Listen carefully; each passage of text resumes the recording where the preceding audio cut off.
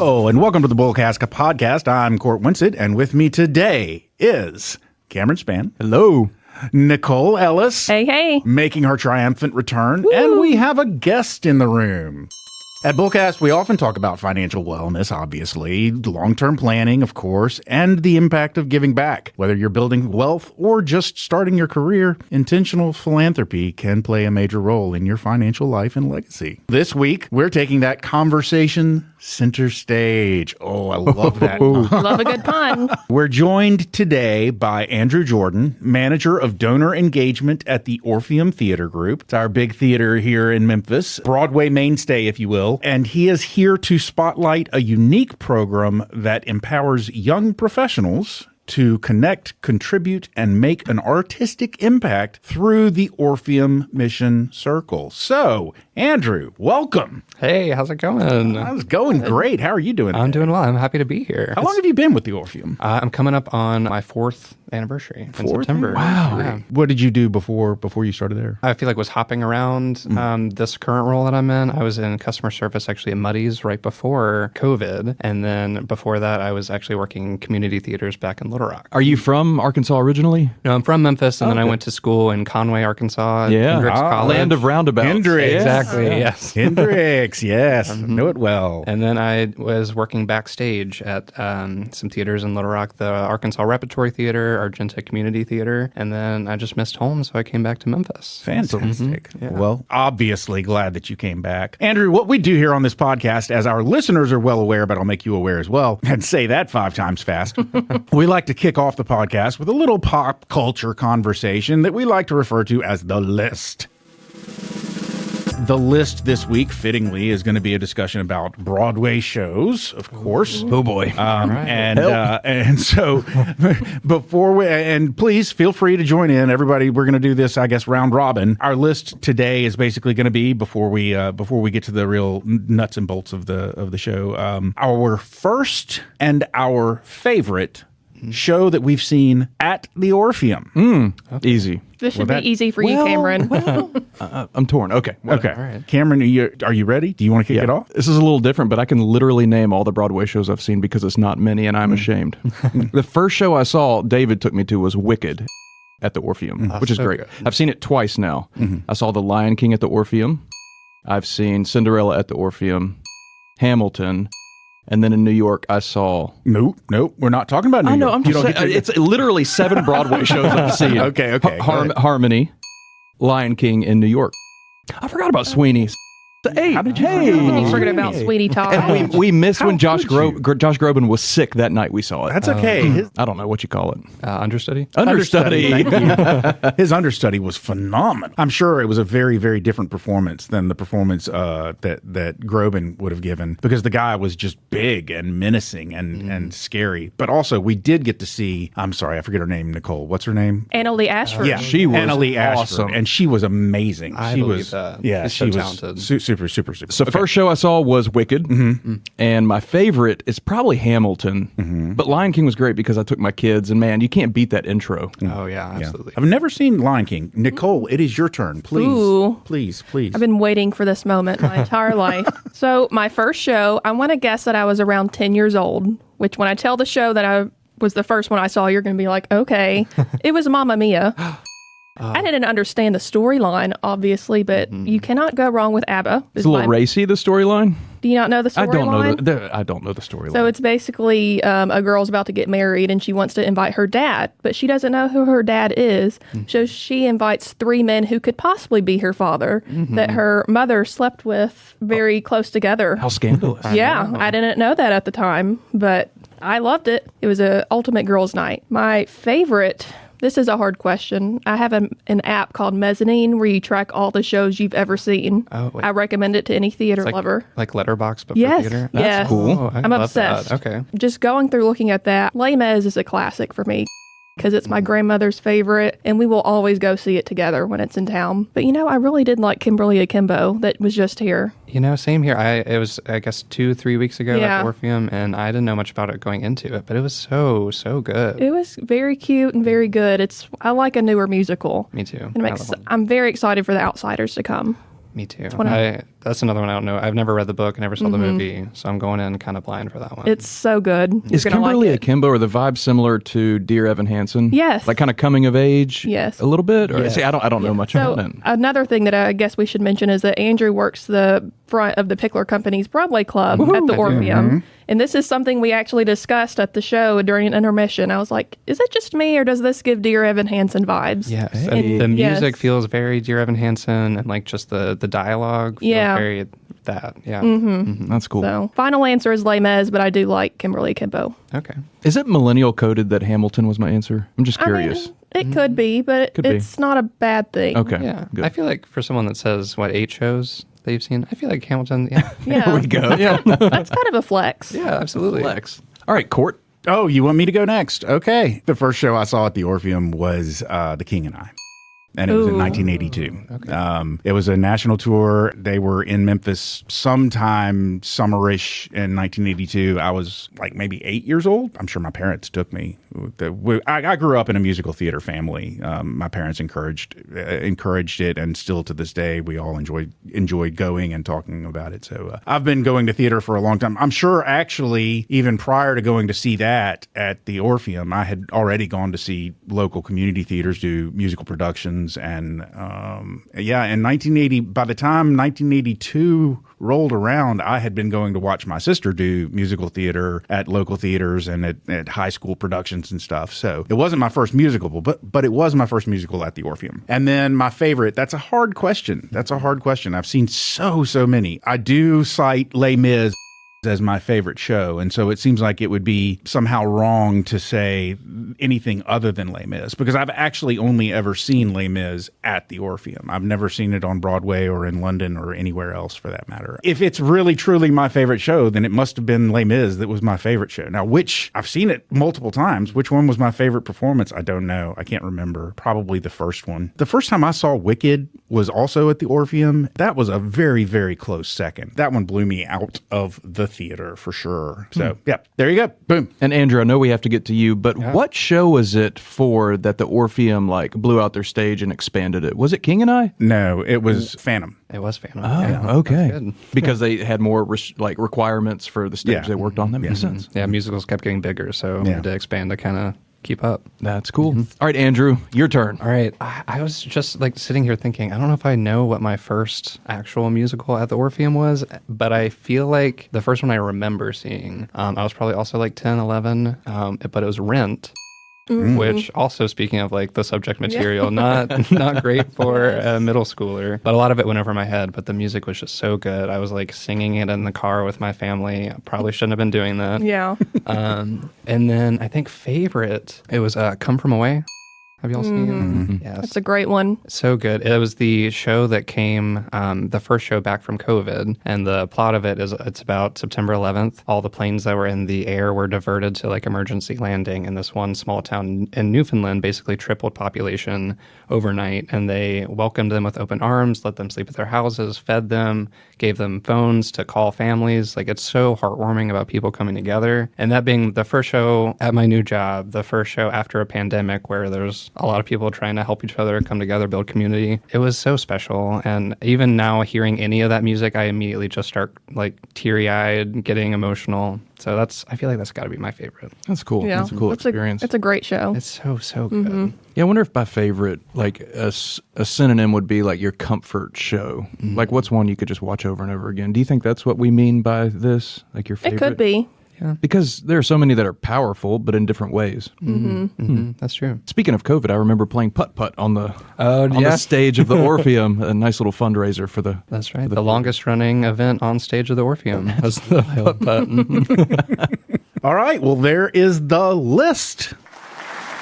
Andrew, we are going to let you sort of take the reins here because I'm just going to start you off with an easy question. I'm going to lob some questions at you, and I'd like you to answer them. But let's discuss the Orpheum Mission Circle. Tell us all what it is. Yes, absolutely. So the Orpheum Mission Circle is a relatively new young professionals program. We're actually in kind of our first official year, but our second year kind of in operation. And it is for young professionals that are very interested in supporting the arts, through philanthropic giving, and they actually get to see the impact that they are making in the arts community in the Mid-South in action, rather than just writing a check, making a donation. They actually get to see it play out throughout events throughout the year. They get to see the way the Orpheum uses donor dollars to preserve the 97-year-old building. They get to see some of the summer camps. They get to see kind of just their support in action.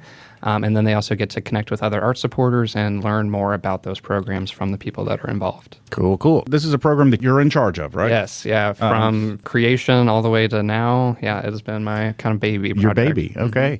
And you of course, you have some members of the program, I guess. Is it members? Are they members? The participants? Whatever. I think members sounds good. Okay, they're terrible people, aren't they? They're terrible. No, I would terrible never say people. that. Yeah, especially this one that's Excuse sitting right me. here across the table from me. I find offense to that. So part of the reason that we're talking about this today is because we do have two people on our staff that are participants in this program. That would be Katie Pickler, who could not be with us today, Nicole Ellis. Nicole, so you're here specifically because you do actually participate in this program. What's been your experience so far? I have loved every minute of it. Katie is the one who kind of introduced me to it. She said, Andrew, you reached out to her, and she's like, the first person I thought of was Nicole because she loves musical theater and she loves the Orpheum. And so my first thought was, the Orpheum is just this big touring theater.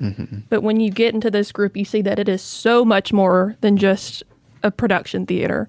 The work you guys do, and talking to Jen McGrath. Oh, yes. We'll talk about what she kind of handles in a little bit. It's truly incredible, and it'll move you to tears, really, to see the work that the Orpheum's doing. Oh, thank you. So it's been nothing but incredible, and I'm excited for the rest of the year. I appreciate that. And Andrew is doing a great job with it. Thank you. So you would say that it was impactful. Of course. Okay, Very awesome. impactful as a young professional. $300 donation, and that is basically requirement to be a part of the Mission Circle. And it's through a calendar year. You're invited to at least 6 different events throughout the year that kind of showcase mission, the entertain, educate, enlighten mission of the Orpheum Theater. How big is the group, like on an annual basis? So it's right about 18 right now. Okay. Our first year was kind of our beta year. We had about 8. So 18 as of this current cohort. And we're hoping to just keep growing it and keep expanding. So Fantastic. Yeah. So it'll start in January. This past year, we started with a private tour led by Don Scobie, who's one of our friend of the Orpheum, our photo volunteers. And he's been volunteering both his time and also his knowledge. He is incredible. He really, it's just like a wealth of knowledge about the Orpheum. He's been reading every single news article about the building since before actually this current iteration of the Orpheum building. So I guess the 1900s. I think he's in like the 90s now, so he's working his way up to current time. But he knows what movies were playing during basically any time of the year. He can tell you. So he's a wealth of knowledge. He led us on a private tour of the building. It was just our little cohort of 18. We were able to ask questions. He was able to say, these tapestries here, they were part of the original carpeting, and they were preserved, and now they hang here. This doorway used to lead to where Elvis got his haircut in the parlor. This stage was expanded for the Phantom of the Opera, showing in 1980s. He would probably correct me on that, but you get to kind of ask him questions. You get to hear from his perspective. It was in the 90s. It was in the 90s. Okay, that felt... Because I can tell you for sure that I did an internship there. And part of what I did as an intern was go around the theater and take pictures of parts of the theater that were going to be demolished. Oh, wow. Prior to the expansion. So, I mean, Phantom was so big in the 80s, 90s. I mean, so maybe there was another project that I don't know. Anyway, we're going to, I think, anyway.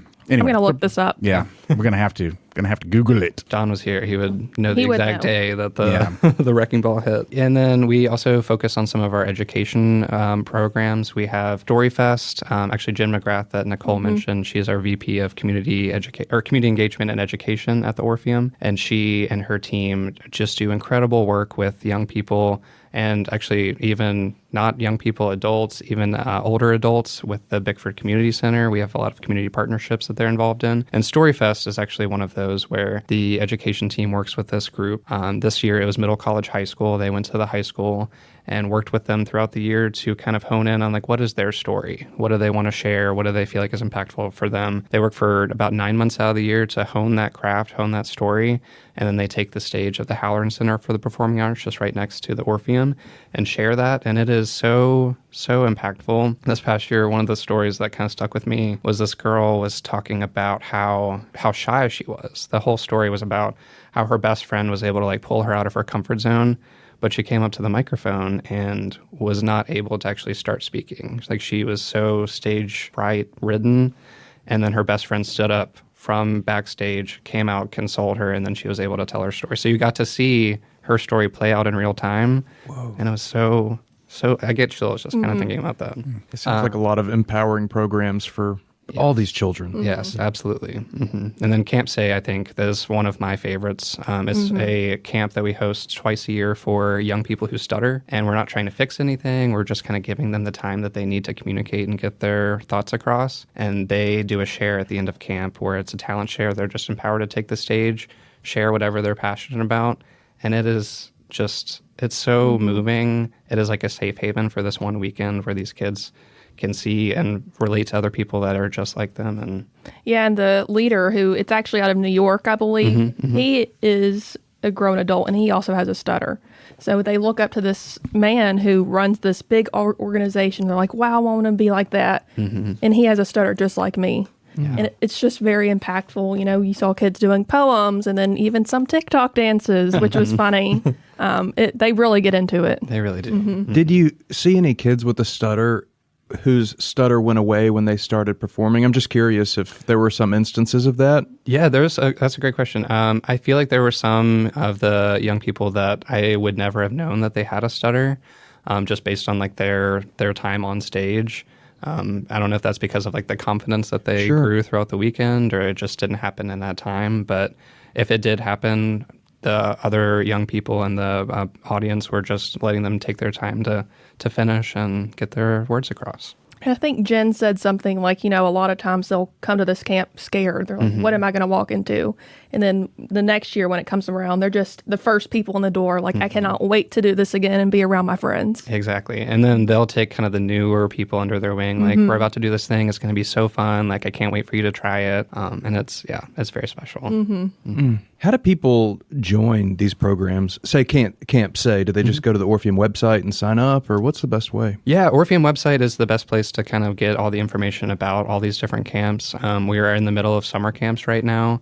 So those are kind of rolling and kind of at capacity. But yeah, we'll announce through mostly the orpheum-memphis.com or our Instagram, our email addresses. And they're all donor supported. So there's either sponsorships or no financial assistance, or even it's free to students. So yeah, absolutely opportunity for anyone that's interested to join in on these. No, that's fantastic. Yeah. Let's zoom out for a moment, just talking about the Orpheum Theater. You know, I've worked with Tracy and Brett and Joy. How many team members are there or employees at the Orpheum? Yeah, I'd say about full-time, probably about 40-ish, 40 to 45. I did not realize that. Full time. Wow. Wow. And then part-time, it's easily like in the hundreds, I'd say. And then volunteer base is even more than that. So yeah, lots of people that make the work happen. Yeah. There are a lot of ushers, I guess, if we're talking part-time. Yeah. Oh, so they're all actually volunteers. Oh, man. Yeah. What is it? Friends of the Orpheum? Yeah. Friends of the Orpheum photo. That's fantastic. And another session we're doing, I believe it's in a couple weeks, is the Mending Hearts Camp. Yes. Yeah. It'll Can be. you tell us more about that? Sure. It's at the end of this month. Actually, the camps are happening as we're speaking. It is a camp that was founded by Brett Batterson, our president and CEO. He lost his father when he was 7 years old, and he found that the performing arts were able to help him kind of process that grief. So he started this camp, or actually it's going to be this next year, the 10th anniversary of it being in Memphis. And it is a camp that is designed for young people that have experienced the death of one or both parents to come and have like a performing arts camp that helps them talk through feelings, talk through emotions, process their grief, explore creativity, and kind of connect with other young people who have also had that same loss. And this current camp is for, we call them the bigs. So they're like the middle school age. And then we have a camp later this month that is for 3rd to 5th grade. And they'll also, at the end of the camp, they'll be empowered to take the stage and share something they're passionate about. Usually there'll be like a choreographed moment. They did a song last year that made me so emotional, and now I can't remember what it was. I remember it happening, but I can't remember what they did. It was so sweet. So you have. Sorry, I'm just now realizing you're talking about last year. You're also in this year. Yeah. So you have repeat participants. Yes, Obviously. yeah. I think almost everyone from last year came back for this year. There might have been people that moved away or So something. this could truly be something that really grows if you have regularly people who regularly repeat, and then you're building on that as word of mouth gets around. This could become a huge thing. As part of the Mission Circle, we had talked about a private tour kind of being a feature. What is your favorite part of the private tour? Or maybe just your favorite part of the Orpheum that maybe not everyone knows about? Oh, interesting. Because I know there are all the hand-painted murals in the back for the shows that have come there. You have ghosts that haunt the Orpheum. You know, there's so many little pieces here and there. Yeah, I was actually thinking ghosts came to mind kind of right away. We have Mary, who's our famous ghost. We have a couple other ghosts at the Orpheum, but Mary has her own special box right onto if you're looking at the stage, right on the right. And she's a little 12-year-old girl that likes to hang out, watch the shows. So she's one of my favorite parts. Now, you have a ghost story about, is it Mary? It is Mary. He has a... Do tell. So part of my position, I work with our suite sponsors, and we give them recognition for all the Broadway shows where they are in attendance. They'll have a little sign that says box 2 or whichever box, and then their sponsor name.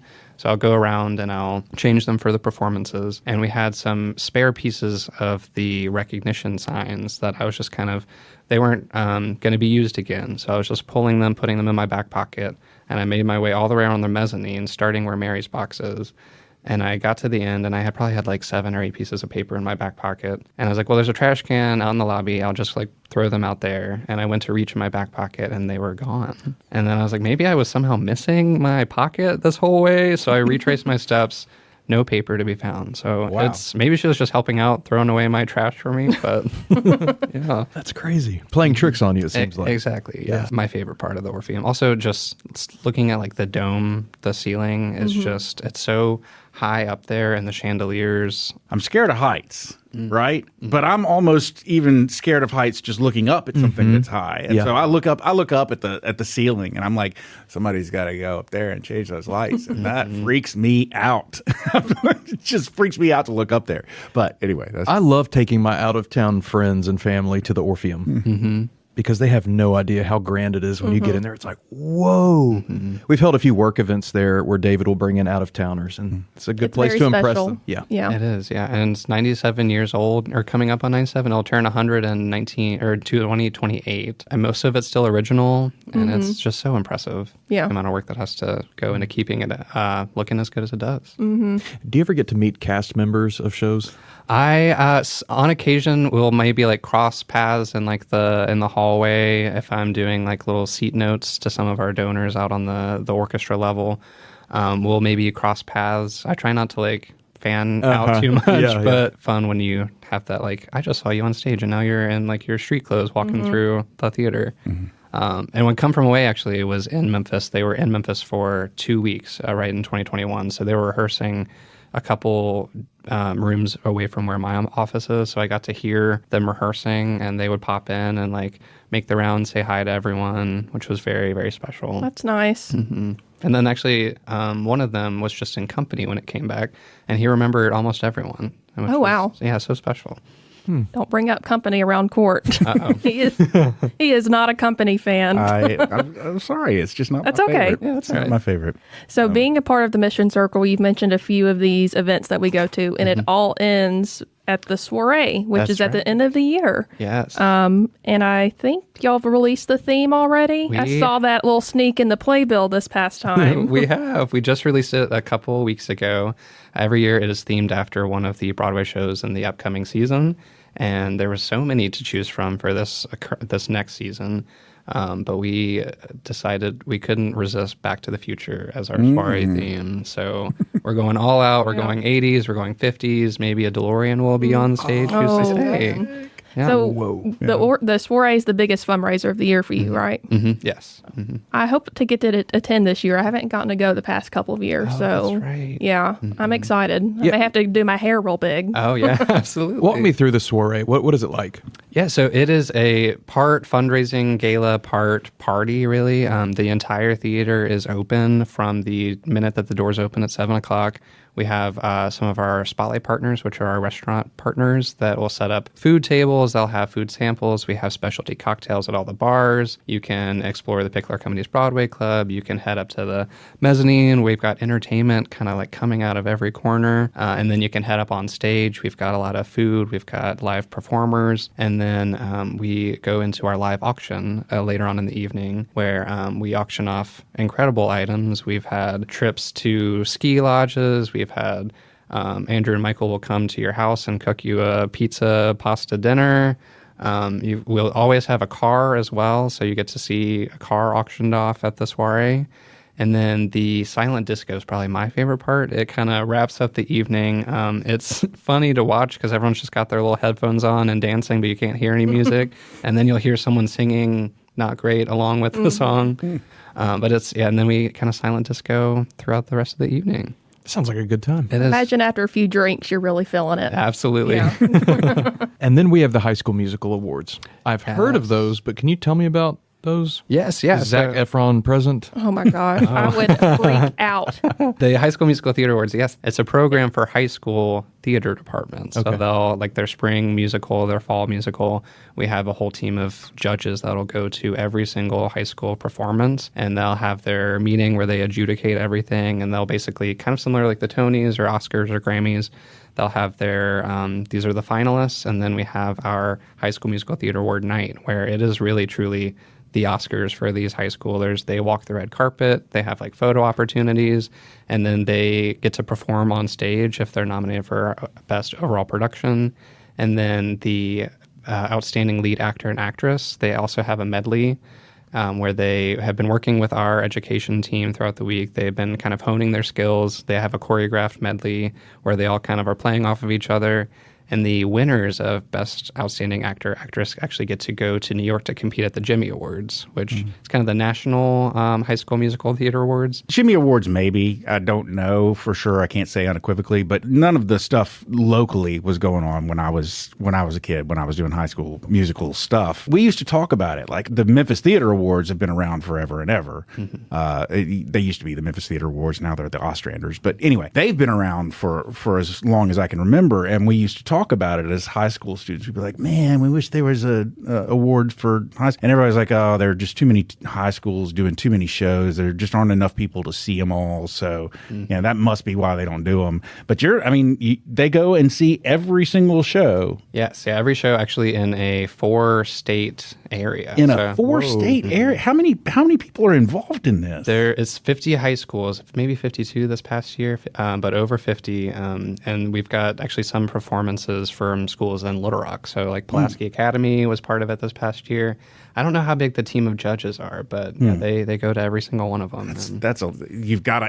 That's a lot of That'd be kind of a fun job to have.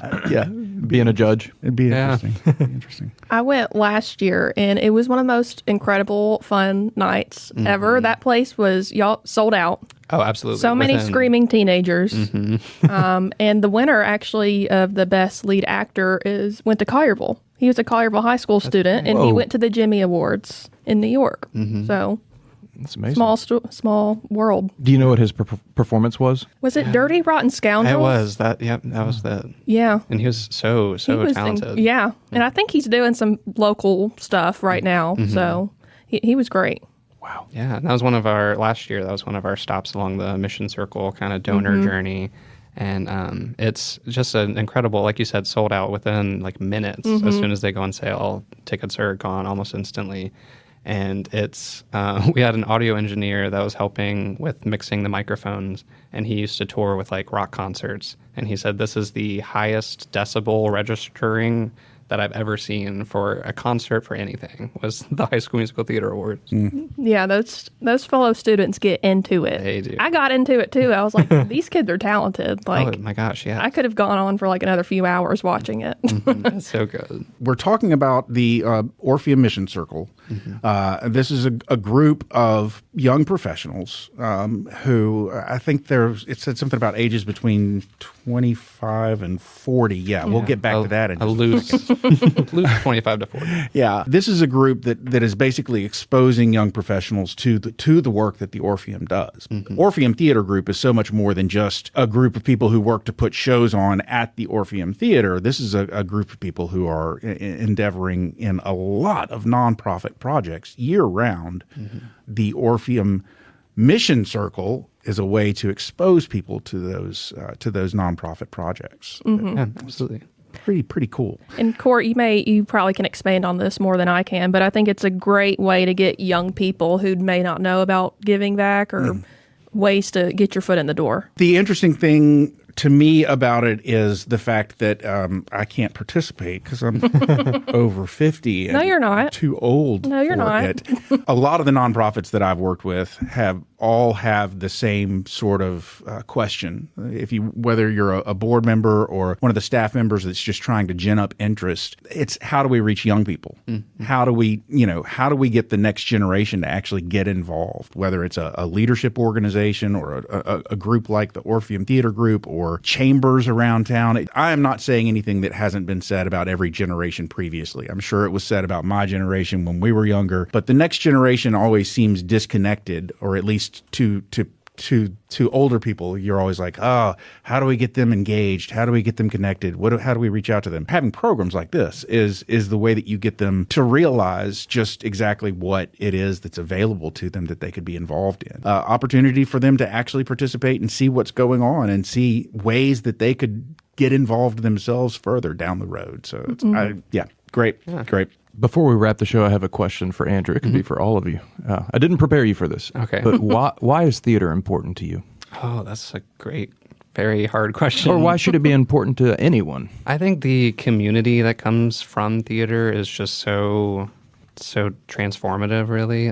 Even like, whether it be the actors working like with the backstage crew or even like touring, everyone is doing it for the love of it. And I think that just really brings people together. And then theater is just a shared experience. Like everyone is going in, watching a show in like a room, like the Orpheum holds 2,300 people, but everyone's having their own experience watching it. So it's very personal, but also shared at the same time. And I think that is just truly powerful. And everyone is seeing it through their eyes, but able to relate to it with the person watching it next to them and walk away feeling moved and just better connected, I think. I'll try and answer this from a slightly different perspective. I agree with everything that you said. Let me try and draw a picture for you. Please. Let's talk about it in terms of like, I have two candidates that I'm interviewing for a job, and one is a very qualified candidate, but I don't know much about them. They don't have a lot of information on their resume about extracurricular activities. You ask them about it and they say, oh, well, I like to take walks or, whatever. And you're trying to dig into if I talk to that person and I talk to someone else equally qualified, but they say, I'm in theater. I do community theater. I've been in theater since I was in high school, whatever. What do you do? I do it all. I love to be on stage. I love to work backstage. You're talking to a person there who probably has experience in carpentry, kind of stuff that people learn from participation in theater is stuff that a lot of children don't have the opportunity to learn until they're well into their professional years. And kids are getting exposed to this just by participating in it at an early age, because it's available to kids that are, it takes all comers. There are theaters that are dedicated to doing productions just for children by children, so it is for all comers, and you can learn so much from it. What you can get out of it from participating, but then there's also the perspective of what you can get out of it just from experiencing it. Right. And I think everyone in this room probably has had an experience where you go to a theater, and that particular experience has a physical effect on you. Yeah. And and you walk away having been stunned by something that you felt or something that you learned through the experience of just watching someone perform. If we were to eliminate that from society, then it would just be, I don't know what would be left. Yeah. It would be sad. It would be a sad place to live. So that's why theater is important. By Courtland. That's great. My answer is not going to live up to either one of yours. I guess I'll come as a person who I cannot sing and I cannot dance, and I've always been very shy. So I was never on stage, but I love watching it. I always have, because it just astounds me. I'm like, people can sound like that, and they're just putting 100%, 150% into this production, and you can tell how much it means to them. And then watching that, you get that from them. I guess as a theater goer, kind of like you said, Court, when I took my grandmother to see Les Mis the first time, I got tickets, center orchestra, maybe like fifth row back. And we just sat there. We didn't say a word to each other the whole time, but she reached over and grabbed my hand. And you can just feel like, wow, this means so much to me and to her. And to see these people just blood, sweat, and tears, it's incredible. So, I love that. Yeah. Those are great answers. We're going to get you an answer eventually. I have an answer. What It's is not your dissimilar answer? from y'all's, but just when I asked the question to you, I'd kind of had my answer in mind. It was both as a cast member and an audience member, it is such a unique and raw form of art. I can't think of another thing like it, where you experience these emotions of highs and lows, but just in its raw form. I love movies. I'm a cinephile, but that's on screen. You know, it's elegantly filmed, but it's kind of distant. Theater and musicals, you're just enveloped in it. And it, like you said, it's a shared experience. It's really cool. And no, I haven't seen many shows, but I have been impacted by the ones I've seen. So it's really cool. Does give a lot of people a place to be and a place to exist, which I think is important also. So it certainly gave me one when I was a teenager. It's what got me through high school. How do you join? Yeah, so we've got some information on our website, orpheum-memphis.com. There's a section about support our work where you can learn more about all the different ways to give and just support the mission of the Orpheum. There's a section for the Orpheum Mission Circle that has kind of my contact info. We're in the middle of our calendar year right now. We kind of do most of our recruitment in the fall for the next year. But if you're interested, please reach out. My contact info is on that website, and I'm happy to answer any questions and kind of keep you in the loop of exciting events. If there's one coming up where we have an opportunity to invite some interested people, then I'm happy to do that and extend an invitation. So, yeah. And I heard you. I heard you say that 25 to 40 age range. That's a loose range. Yeah, absolutely That's a loose range. Okay. I'm going to bring my pals with me next time. Absolutely. I'm under 40. You are. Barely. You just had a birthday 2 days ago. Well, happy 37. birthday. Yep. I'm 37. 37. Listen, I think that probably is as good as any bullseye that we're gonna come to. Visit the Orpheum Theater. Visit orpheummemphis.com. That's orpheum-memphis.com. If you need me to spell it, give me a call and I will. Share this episode with all your art lovers. Let people know what's out there. Get involved if you can, if you're the right age. You can also reach out to me, and I'm happy to pass along the information. So my info is all on our website. So in Ellis at picklerwealthadvisors.com. Little contact info. Oh, there's the closing bell. Ladies and gentlemen, you've made it to the end of yet another episode of the BullCast podcast. If you liked what you heard and you'd like to hear more, please feel free to go to your favorite subscription service and sign up to have our podcast delivered directly to your device every single Thursday at noon. If you'd like to find out more about Cortland, Katie, Nicole, or Cameron, please feel free to go to our website. That website is bullcastpodcast.com. We've got pictures there. We've got bios, and we've also got a place where you can drop a comment or suggest a topic you'd like to hear us talk more about. But hey, I mentioned pictures. You like pictures? We've got an Instagram handle. That handle is at BullCast Podcast. We also have an X handle, which is also at BullCast Podcast. And rounding out social media, we have a Facebook page. That Facebook page is BullCast. Don't forget the BullCast, the podcast. But, ladies and gentlemen, we might have mentioned once or twice that we work at a place called Pickler Wealth Advisors. And if you would like to find out more about what we do at Pickler Wealth Advisors, find out more about us, find out about what we could do for you, find out about our team, or find out about our boss, David Pickler, please feel free to go to that website. That website is picklerwealthadvisors.com. That's advisors with an O. Not an E. Ladies and gentlemen, with the exception of one last shout out to Andrew Jordan, thank you for coming. Thank you so much. If you want to give anybody some contact info or give yourself a plug of anything, right now is the time to do it. Yeah, Andrew Jordan, manager of donor engagement, phone number 901-529-4230, and email is jordan@orpheum-memphis.com. Ladies and gentlemen, you've got everything you need to go forth and be giving and participate and enjoy theater. So for now, I'm Court. I'm Cameron. And I'm Nicole. And that's Andrew. And we're done.